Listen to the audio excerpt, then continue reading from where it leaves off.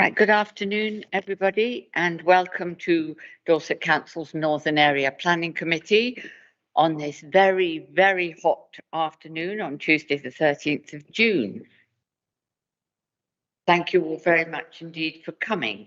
I'm Councillor Sherry Jesperson, Chair of this committee, and with me is Councillor Mary Penfold, Vice Chair. The officers that are presenting to us today are Hannah Smith, Planning Area Manager, Stephen Banks, Senior Planning Officer, Steve Savage, Transport Development Manager, Phil Crowther, our lawyer, and Megan Rochester, Democratic Services Officer, and Kennedy, Democratic Services Apprentice, will be keeping us in line. Councillors will introduce themselves when they first speak. For the visitors who've not attended a planning meeting before, and for anybody watching online, I will very briefly outline the procedure of what happens. So we have one application before us today. I will invite the case officer to present their report and recommendations, followed by a presentation from the highways officer. Reports and background papers have been available to the members of the committee to read and to discuss with case officers prior to the meeting. Next, I will invite the members of the public who've registered to speak to come to the little table there and address the committee. Each speaker has 3 minutes, and in the interest of fairness, I will be quite firm about this timing. My Vice Chair, Mary, will indicate when you have 30 seconds left. When we've heard from the speakers, I will close the public part of the meeting and no further interventions are permitted. Committee members may ask questions on points of clarification from the presentations, and they will then deliberate and come to a view. We understand that people sometimes feel strongly about planning matters, but I have to remind everyone that this is a Dorset Council meeting held in public, not a public meeting. So you can only speak during the slot that's allocated to you. That's lovely, thank you.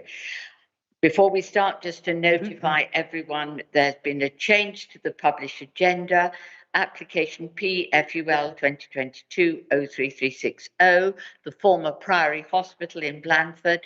This has been deferred to a future meeting, hopefully the next meeting, but certainly as soon as possible, because to consider further information that's come to light. The people who were registered to speak have all been notified of that deferment. Moving on then to our agenda. Can I hear, Megan, our apologies for the day? Apologies for absence from Councillors Stella Jones, John Andrews, Brian Heatley, Tim Cook and Carol Jones. Thank you very much. Members, do any of you have any declaration of interest in the proceedings before us today? I'm seeing shakings of head. As always, if anything comes to mind during our discussion, please let us know. May I confirm the minutes of the previous meeting, 16th of May, as a correct record? All those in favour, that's lovely, thank you. I will sign them at the end of the meeting. Public participation I've covered. So we move on to our first planning application of the day. And this is application PFUL 2022-05022. This is to station a holiday cabin, cycle and refuse store and create access and turning area on land at Kindbush Lane in Gillingham. We have received an update sheet with further proposed conditions, which has been circulated to the committee. I don't have it in front of me, but the case officer will speak to those matters on the update sheet.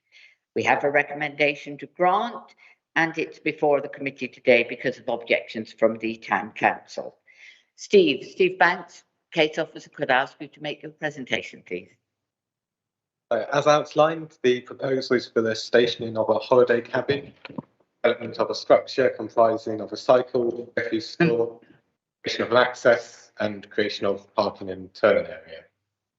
And this slide shows in the bottom left-hand corner the red areas where the site is, and then to the northeast of that is the main settlement of Gillingham, and you can just about make the kind of train station area out, which the line runs past.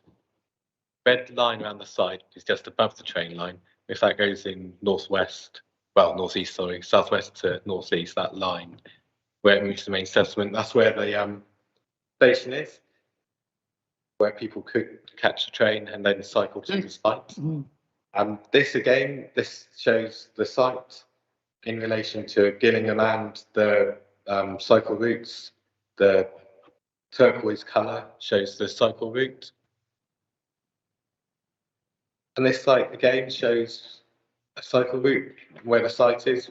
You can see it runs past the site in the bottom left-hand corner and then into Gillingham.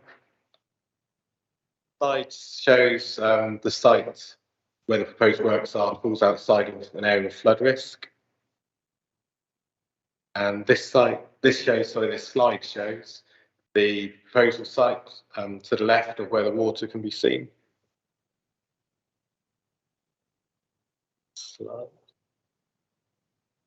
And this shows the site in a different scale, where you can see the proposed actual location of the unit of accommodation, the parking area, and the bin and waste storage area.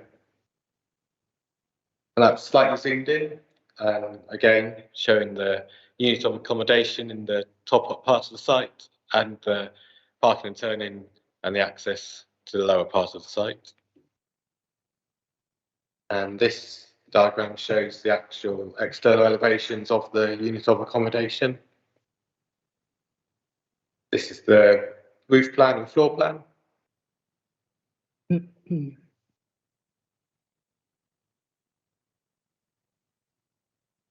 And this is the elevations showing the proposed bin store and cycle store.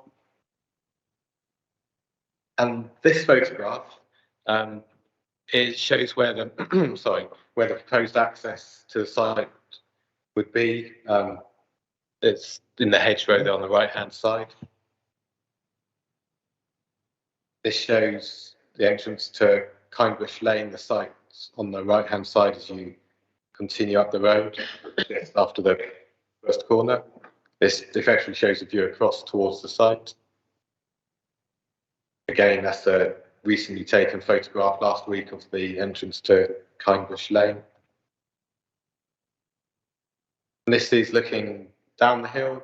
The proposed access is on the left-hand side of the road. Here another view taken from Google, showing again where the access is and into the site slightly. This is the view looking across the site, taken from Google.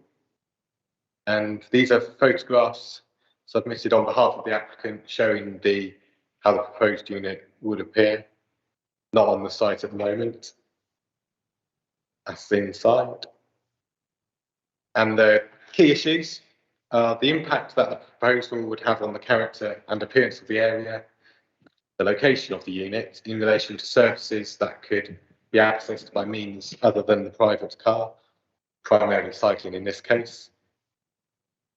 And this is the key relevant policy 31, and the part that is of most relevance is effectively part A, where it says proposals for an extension of sites for static caravans, touring caravans and tent camping will be permitted, provided that the proposal is in a sustainable location where local services that tourists are likely to want to use can be accessed by means other than the car. And the recommendation is to grant, subject to conditions relating to the commencement of the development, accordance with the plans, access construction, turning and parking and manoeuvring area construction, cycle parking construction, entrance gates, visibility displays, occupation of the unit of accommodation, maintaining a register of those using the accommodation, sites of only one unit, and the stopping up of the existing access. And as far as the update goes,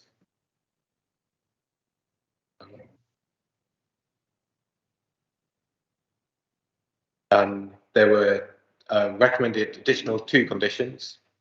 One related to the closure of the existing access, which could be seen on one. I could go back if anyone wishes. There's a photograph entrance to Kindbush Lane on the right-hand side, and I shall need the actual word. That would be helpful just to remind members in case they haven't got it in by heart. Yeah.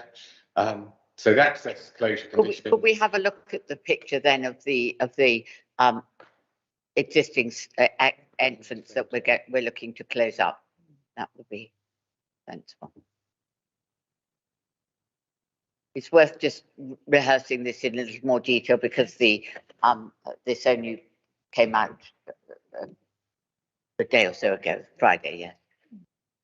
Yes.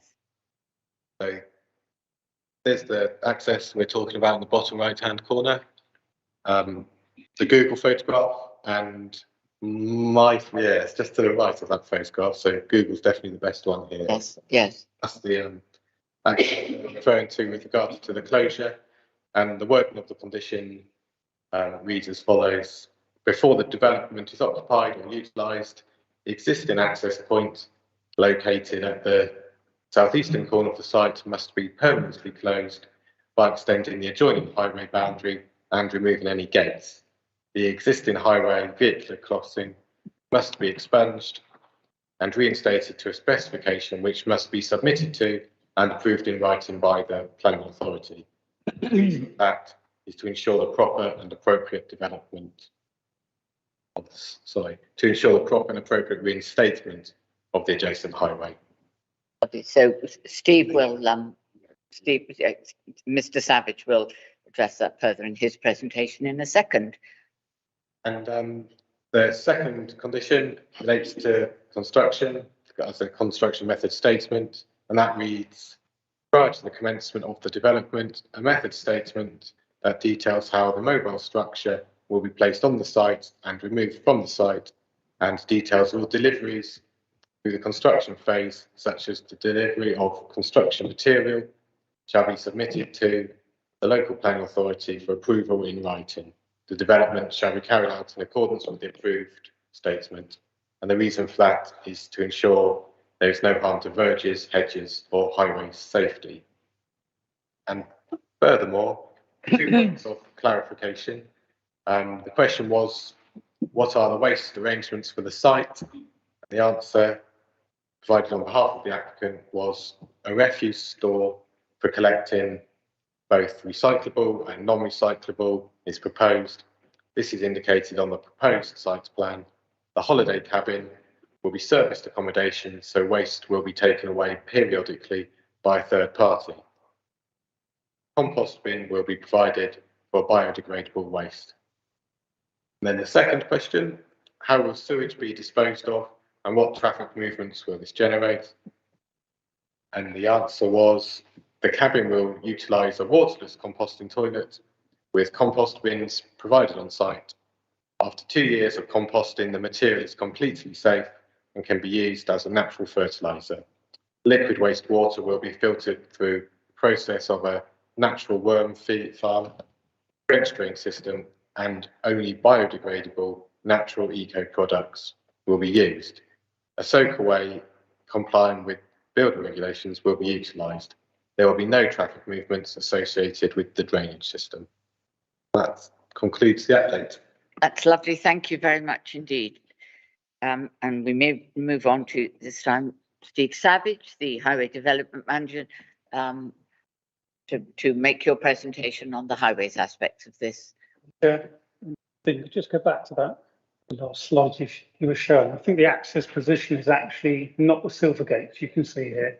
It's just beyond that, just the right hand, just above it, between the telegraph pole and those silver gates. There's a gate immediately next to it. It's quite vague. Is it? I can see a sort of structure there just beyond the telegraph pole. Is that it? Correct. There's a culvert between the telegraph pole and the silver gate there. Right. Thank you very much for clarifying that. You can go back to that one again, please, Stephen. And you've seen from the photos, Kindbush Lane is quite a typical Dorset narrow road. It's probably a single vehicle in width. Now that's the approach from the main I say the main C-class road, it's Common Mead Lane, which you'll all remember, we've discussed other applications up Common Mead Lane in the past, which is relatively narrow when it comes here, turns left, goes under the railway bridge, and changes from Common Mead Lane into Nations Road, which then takes you down to the Magna. The existing access is where we were talking about just a second ago. The proposal is to close that, and the new access is going to be further around the bend. So you can see in the distance the road turns to the right. Just to the left-hand side of that, there's a very slight pull-in, which I should imagine was utilised by British Rail to access up to the railway line, but there is a widening on the bend there. Stephen, you had another photo. Yeah, so as you work your way round, you can just see in the bottom left-hand corner the lay-by stroke passing place. And then you have the access itself, which is nestled in on the right. Now, the distance you need to travel from that access to the junction that we were just talking about is around about 80 metres. And I think it's an important point to bear in mind. So the access from the strategic road network is at 80 metres. Now, if you travel on further up Collingbush Lane, you probably only do it once. It's a very narrow rural road, low speed environment. I mean, it's got high hedges. It is relatively narrow, even in a small car, which is quite conducive to people hopefully driving sensibly along there, doing 20 miles per hour or less. I drove there today and followed a couple of cars, and I was quite surprised to say they were actually doing 15 miles per hour all the way around there, include the bend. So I think it's self-regulating by its actual alignment as to how fast cars go. But our consideration of new access took into view the actual visibility that was available. So from the access point, you can see there, we need to ensure that they could see a vehicle when they're exiting the site to the left, coming around the bend, and to the right, looking towards the next bend at Collingbush Lane. Now, I was working to a 20 mile per hour speed there, and we've secured visibility displays, which I think that's 17 metres in each direction, which is in accordance with manual for streets. So the sight lines are suitable not only to leave the site, but for people approaching the site to actually see the cars, or the car, I should say, when it leaves.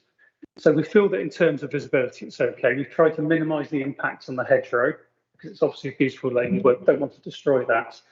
The access width itself, I think, is 3.5 metres wide, so wide enough to get a car in. Gates are going to be set back to make sure that any car is sighted clear of the highway whilst gates are open and closed. So we're not having anybody actually parked on the road at all. There's a one parking space, standard size parking space on the site, which you can just see on the right hand side of the parking area. I think the access is shown as compacted stone. Well, the area of the highway, we in highways will deal with that under the Highways Act. So the area behind that will need to be a surface material or a compacted material to make sure nothing so loose is actually dragged out onto the road, causing a skid hazard. As Stephen mentioned, it's situated very close to the local cycle route, which is again is at the junction with Common Mead Lane. So we feel that it's relatively sustainable in terms of cycling. I believe it's the applicant's intention that people would actually, if they needed to drive to the site, they would drive there and then probably use it as a base for cycling. And the roads are nice for cycling there. Collingbush Lane is, because it is very low levels of traffic. Again, I followed a cyclist up there today, and you're not going to overtake them, but you will drive along and enjoy the hedgerows.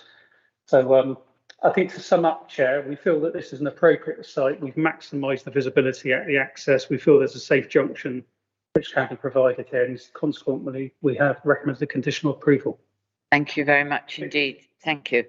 We move on now to our public speakers, and we have Mr. Odell, who is the agent, and Mr. Cable Alexander, who is the applicant, and they're going to share their 3 minutes according to the rules. So if you'd both like to come up and sit, it's a little bit snug, but you'll only be there for 3 minutes.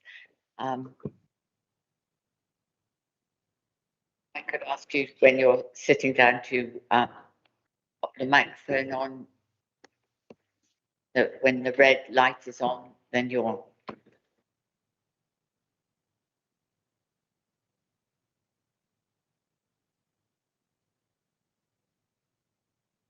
Lovely, thank you. When you're ready. Thank you, Chairman, and good afternoon, members of the Planning Committee. I'm James Udell from Brimble Lee, and I've been appointed as the planning consultant today. We're delighted that our application is recommended to you for approval, and we commend the case officer's report. The case officer report has concluded that the principle of development is supported under Policy 31. and that the proposal will not harm the character of the area or pose a threat to highway or pedestrian safety, as you've heard. As you've seen from the photographs presented tonight, it actually shows the building that has been built. So that is actually what it's going to look like, but it's stored elsewhere. This proposal has been designed around sustainability and nature at its core and includes a modest holiday let that is a movable structure and has been designed to sit harmoniously within its natural setting, allowing guests to immerse themselves in nature as a true exemplar form of sustainable rural tourism. The holiday let includes a biodegradable cork construction with high levels of insulation, solar panels, a waterless composting toilet, and grey and rainwater recycling systems, in addition to cycle and bin stalls. The land is also being rewilded to create biodiversity gains. The site is located within an 8-minute cycle of Gillingham train station and is positioned along a major cycling route, as you've heard earlier. The applicants intend to provide bicycles at a lock-up train station to allow guests to leave cars at home. The accommodation, given its size, would only lend itself to a travelling couple at most. So one vehicle is provided for on site with a suitable access, turning area and parking space. Should guests choose to travel by car and to allow an accommodation manager to service the unit between stays, and that person would be employed locally. Dorset Tourism have confirmed that self-catering accommodation like this is the most popular choice in North Dorset and Dorset as a whole. And we have a similar example in Milton Abbas called The Bide, which has an occupancy rate of 95% in the summer, 75% in the winter. And this proves that there is a strong demand for this type of holiday accommodation.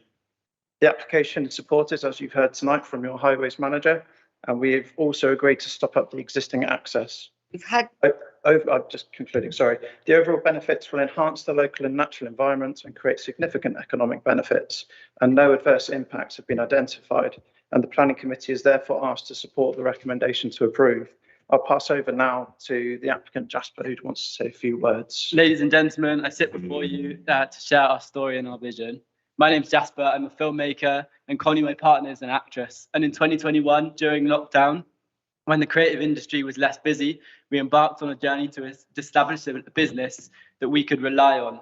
A business grounded in sustainability and inspired for our love of the countryside. We started building the Shepherd's Hut, a project that represents our commitment to a better future. My mother's been in the B&B business for 15 years. I wanted to forge my own path. After a year of searching, we found the perfect land. We've chosen a location that harmonizes with our vision and minimalizes its impact. We will use part of our profits to rewild and create a nature heaven, enhancing the environment rather than damaging it. We are creating a business that is good for the wider economic area. It will attract tourists who want to spend their money on local, authentic and sustainable produce. This business leads the world to us. Yeah. Thank you very much. Thank you very much. Right, you can, yeah, good. Next, we're going to hear from, on behalf of the Town Council, from Councillor Roger Weeks.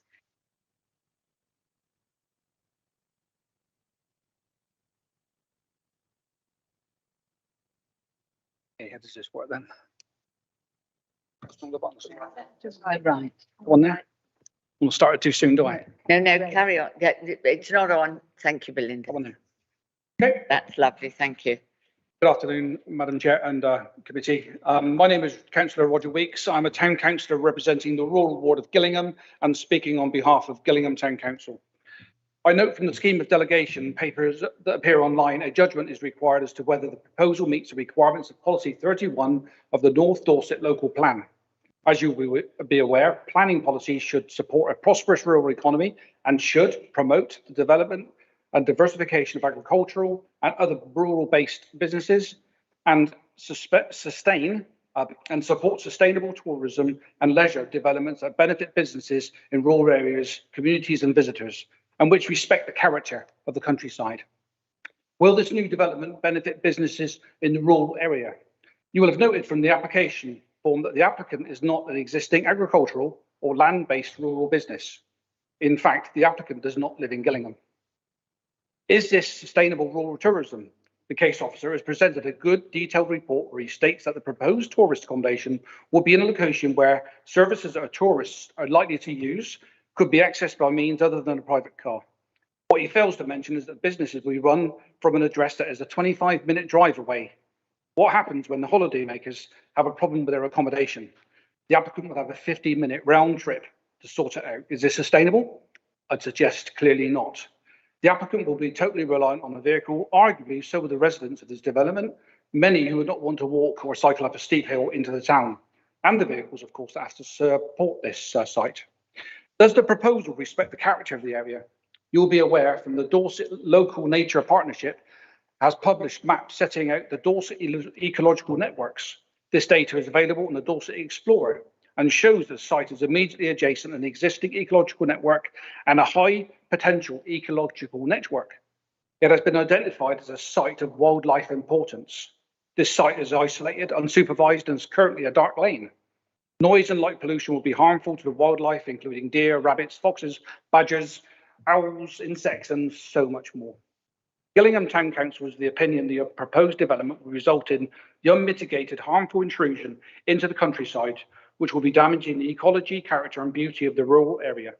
The proposal does not enhance the natural and local environment or protect and enhance the landscape. Once approved, this beautiful green field will become a brownfield site, will be irreversible, and will encourage future development. This harm outweighs the public benefits. The application is therefore contrary to policy 31 of the North Dorset Local Plan. Thank you very much for your attention. Thank you very much indeed, Councillor Week. We now move to questions. First of all, questions on points of clarification before we get on to the debate. And as usual, I will go round the room. I'm looking in this direction, so I'll start with you, Councillor Rideout. Any questions? Chairman, Belinda Rideout, Gillingham Ward. Just one point of clarification. With the stop up of the existing access, is there a requirement to re-hedge it or not? Any vegetation back? Yes, Hannah, please. Yeah. Thank you, Councillor. Good question. Yeah. A scheme has to be submitted, so that would include reinstatement, and we would require a hedge or something appropriate to be planted to close up the access, but the condition requires a scheme to be submitted in its wording. But those precise details aren't before us because they're part of the submission that's required through the condition. Thank you. Good question. Councillor Pothcary, any questions? Councillor Val Pothcary, also Gillingham Ward, and no questions, thank you. Thank you. Councillor Fry. The Chair, just one question again, and particularly on this access. Does the two accesses, or the proposed and the current one, currently feed that small quarter of the field, or what is the access like for anything else going in there? I'm just trying to look at the bearings. I've seen the pictures there, but it would be useful just to have a bit more bearing on that, please.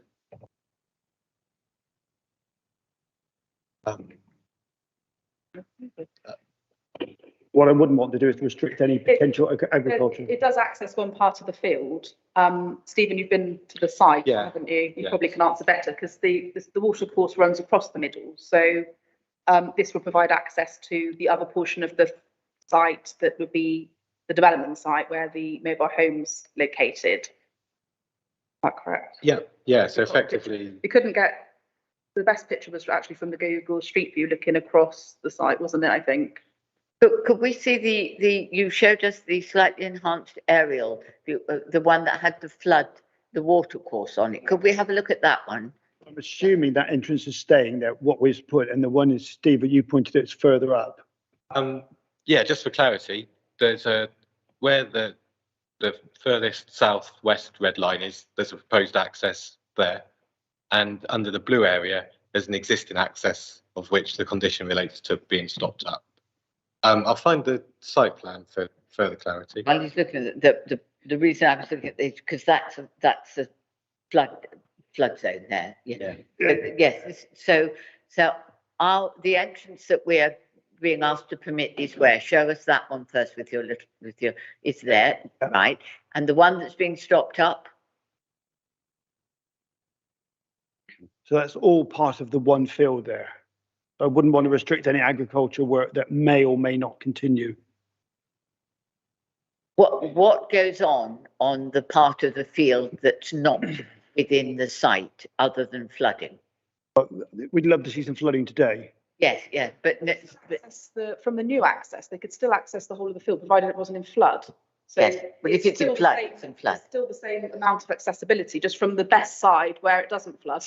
Yes, so that's helpfully explained. Are you happy with that response? Thank you, Chair. I'm Thank very you. happy with that. Thank you very much indeed. Second question? The second question is more about conditions.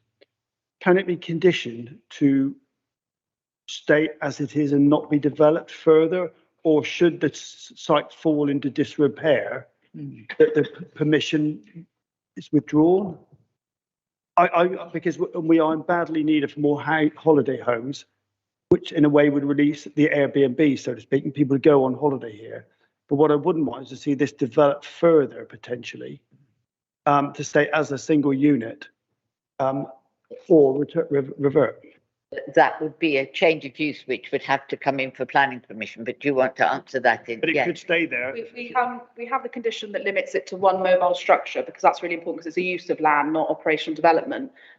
Chair's completely right. Any additional intensification would require a new application. And in planning terms, it's hard to put a sort of, you can never have anything further, but I think we've got the control over the requirement for a further planning application. We don't normally require conditions that they're removed from the site, but if the site became untidy, we do, as you know, have powers under 215 to require sites to become, to be cleaned up. I don't think that in terms of the tests for conditions and necessity, that we need a condition that requires its removal from the site, because the permission would be in perpetuity for the use you're allowing now and contained within that single unit on the site.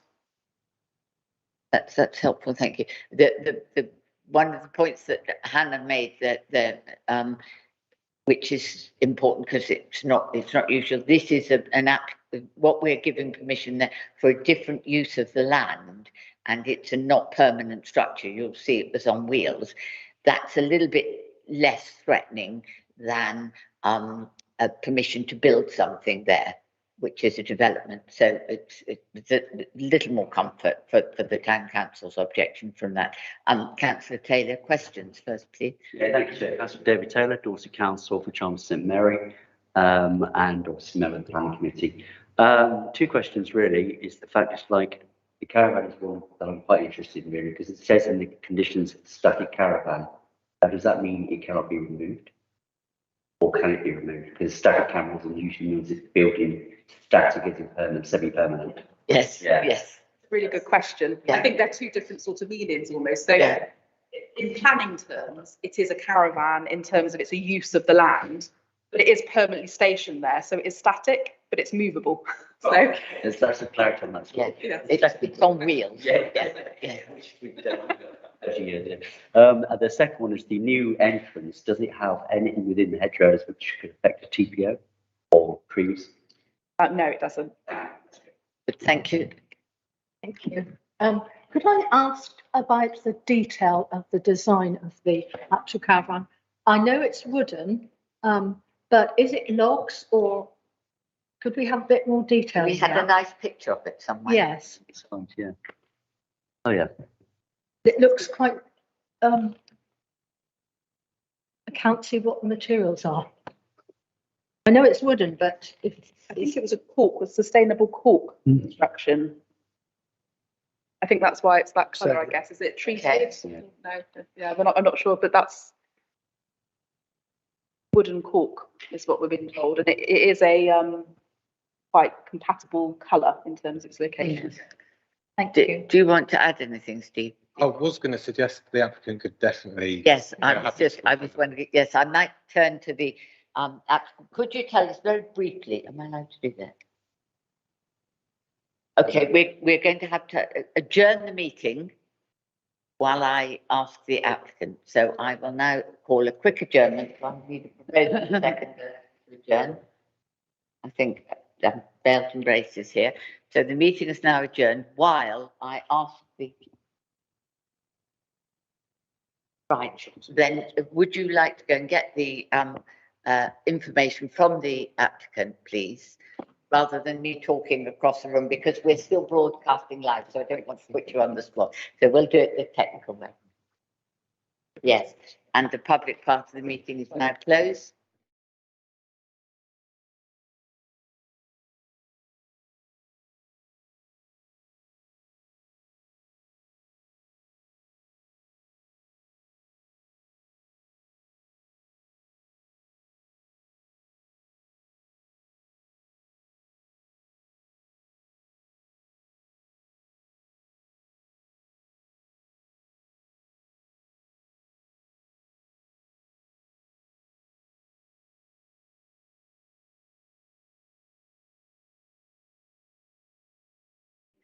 We will be back online.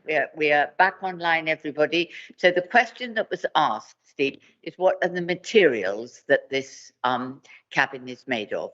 Could you now enlighten us? Thank you. Definitely cork, Yes. sustainable and treated. Right. So there we are. Happy with that answer. Good. Thank you very much indeed.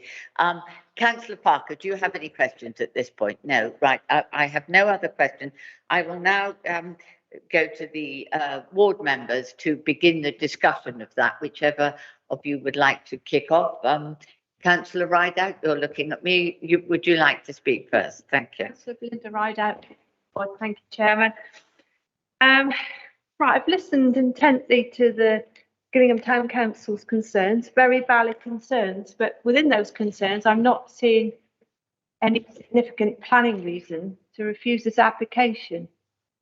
It's supported in policy 20, countryside, policy 11, and policy 31, towards accommodation in the countryside, providing it's in a suitable location where local services can be accessed by means other than the private car.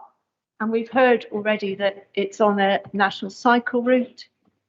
Admittedly, the bus service is a bit missed at the moment, but that could change. That's about probably Dean's Avenue is the nearest. And there is a shop along Commonwealth Lane, which is probably, I don't know, a mile, maybe a mile. To me, I think, actually, I quite like this proposal. It is one cabin, a lovely location, good access. So for me, as I say, I'm struggling to find any reason to refuse it. Councillor Apothecary. Thank you, Chairman. I'm struggling too, I have to say. At the risk of being called protectionist, I do have concerns. I think this application would probably be considered light on the land, and we all know what that means. But the necessary construction of access, turning, parking and cycle shed constructions will in fact make it a brownfield site. And that is, I think, quite a large consideration. It's not a matter of putting up something that you could wheel away should anybody decide that that was the right thing to do. Once this sort of, for want of a better word, infrastructure has gone in to facilitate this caravan cabin, it's there forever. And I, from a town council point of view, and I should say I'm also a town councillor, we've had an awful lot of development down that end of town. Well, you saw how narrow the road is. All the roads coming out of town in that direction are very narrow, and it just seems to be sort of spreading. And there, I can think of other applications where they've had people who've gained consent to put to site some sort of accommodation.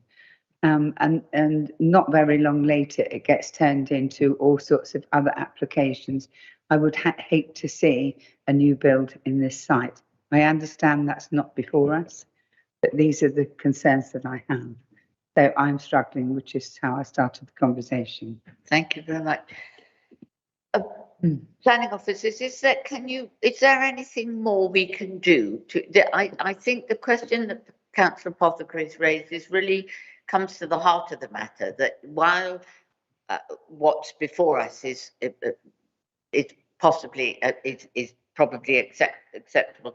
It's the concern about what we're creating, a brownfield site, and then we have no control over what happens to in the future. Can you give us some comfort about that concern?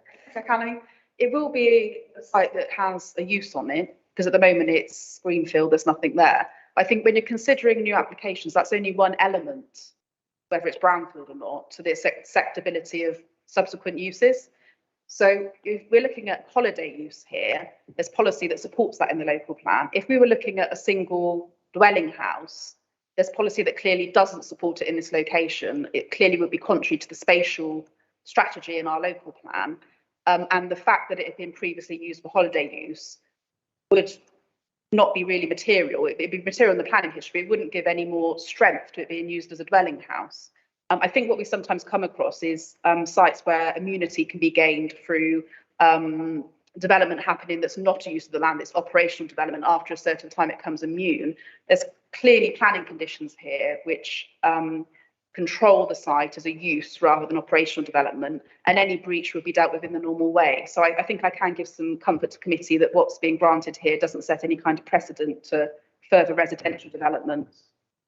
That's very helpful, thank you. And of course, fear of what might happen in the future, as we are always told, is not right for refusing an application. I think nothing would ever get through. Do you comment, yes, Councillor Prime? Yeah, no, I like what I'm seeing before me. I'm interested in the passion of James and Jasper. I think that's interesting and really good. I mean, in the past, I've had a camper van, you go away and you like the privacy, you like the quiet, you like the nature. I think it's a good thing. I understand where Councillor Puthrie is coming from with the concerns, but I think if it's done sympathetically, and from what I've heard, I believe it will be done sympathetically and with the nature. And I'd like to propose recommendation. That's very helpful. Thank you very much. And that's the recommendation, including the new conditions in the update sheet. Thank you. I just have to get that in the minute. Were you proposing, Councillor Taylor, to second it? That's lovely. Thank you very much indeed, Councillor Taylor. Before I move on, does anybody else have any comment that they'd like to make? No, any? Yes. Just to say that I agree with Councillor Fry. It fits. It fits. Yes, good. Well, if I'm not seeing anybody looking to speak any further on this item, so I think we're ready to move to a vote. So all those in favour of granting this application, with including the new conditions in the update sheet, would you please raise your hands? All those against? Any abstention? That's carried. Thank you very much indeed. Good. Thank you very much. You'll be pleased to know on this sunny day that we have no urgent items and no exempt business. So I'm going to close the meeting at 2:45. Thank you very much indeed.